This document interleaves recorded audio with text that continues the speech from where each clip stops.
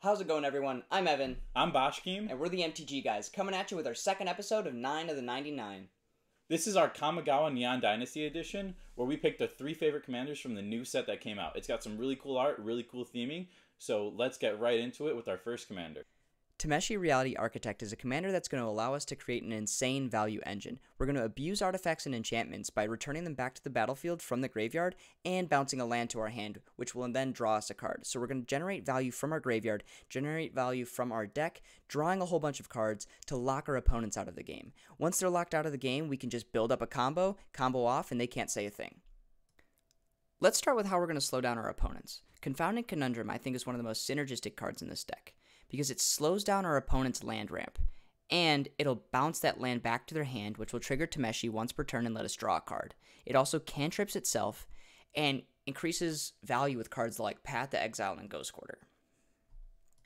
Storm Cauldron is just another one of those cards that is, one, it's good with Confounding Conundrum, it affects them more than me, and it's going to let us draw cards again and make sure we're drawing one card per turn, and we're just going to have a fully stacked hand so we can always have an answer to our opponents. We can start digging for those combo pieces and start locking out the game.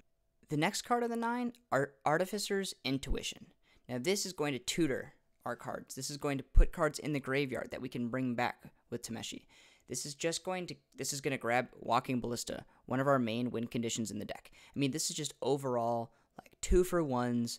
Filling our hand, we can grab lands, we can grab Esper Sentinels, we can grab whatever 1 and 0 drop artifacts that we want to grab, on top of filling our graveyard with useful artifacts.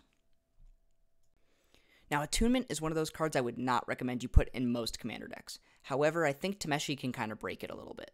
So, at any point, you can return Attunement to your hand, and it's going to let you draw 3 cards and then choose and discard 4 cards. Attunement can be one of those cards you're discarding because the cost is returning it to your hand. It'll be there by the time it resolves. This not only will trigger Tameshi to let you draw a card, so then you can draw additional cards on your opponent's turns, and it'll filter your hand so you can leave your interaction pieces in your hand and maybe more of those resources in your graveyard that Tameshi can abuse. Continuing this value train, Walking Atlas is another essential card for this deck because it taps to put a land from your hand into play, and we need to make sure that those lands we're bouncing to our hand are going to go right back on the battlefield. Otherwise, we're going to keep stripping ourselves of our resources. Let's get into closing out the game. Starting with Lavinia, Azorius Renegade, and Knowledge Pool, this is going to lock out our opponents so they can't cast anything from their hands. Sure, they can cast their commander, but it's going to really restrict them from finding an answer to stopping our combo. And with our combo, we're most likely going to be doing a Walking Ballista combo, either making infinite mana or using Heliod to close out the game.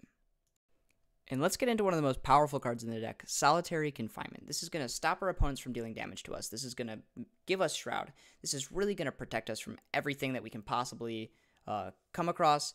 And the downside of it, we get to avoid by sacrificing it at the upkeep and replaying it every turn. Kosei Penitent Warlord is a new mono-green Voltron commander from the Kamigawa Neon Dynasty Commander Precon set. He's got a lot of hoops to jump through because he wants to be turbo modified. He needs a counter, he needs an equipment, and he needs an aura. But instead of playing cards that only put counters on him, I mostly rely on auras and equipment to put counters on him to kind of lessen the steep modifier requirement, so I only need an aura and an equipment, not cards that solely deal with counters. Once this deck gets going, it gets going, and the whole purpose of the deck is to get Kosei down on turn 2 using Mana Dorks, and we want to be attacking for full value with an equipment, a counter, and an aura by turn 4.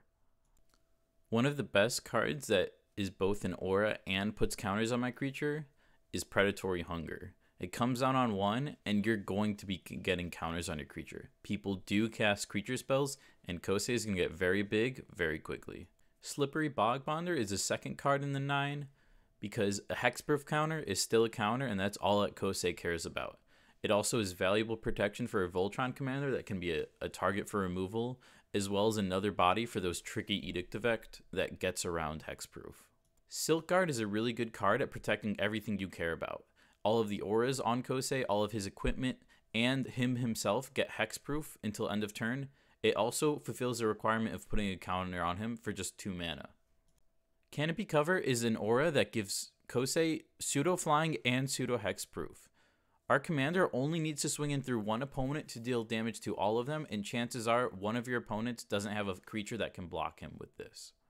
Gaia's Touch is a spicy old enchantment that allows us to play extra lands when we draw our full grip with our commander, And if we really need 2 extra green mana, we can sacrifice it. Mark of Sakiko is an aura that generates a ton of mana after we attack, so we can cast all of the cards that we draw off the Kosei trigger. Sword of Hours lets us fulfill 2/3 of Kosei's requirements on 1 card. You're also likely to double the 1/1 counters early on, so our 0/5 commander can actually start swinging for damage. Hydra's Growth does a very similar thing to Sword of Hours, but it's on an aura, and it's guaranteed to double the number of 1/1 counters every upkeep. This will allow Kosei to actually get big and help us close out the game. Hammer of Nizan is the single best way to cheat equip costs when you're outside of white.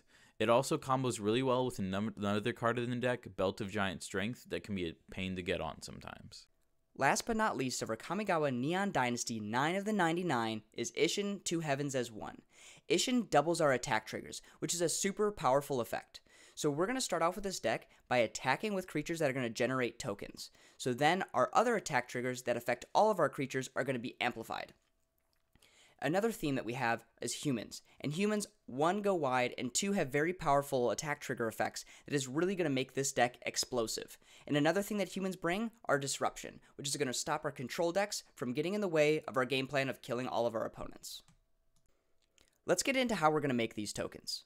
Adeline Resplendent Cathar is going to make 3 tokens or 6 tokens with our commander every single time she attacks.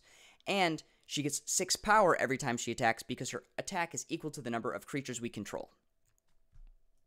Hero of Bladehold is another important creature that's going to generate tokens on attack. Also, Hero of Bladehold is going to increase the power of all of our other creatures by 2 whenever she attacks if our commander is on board.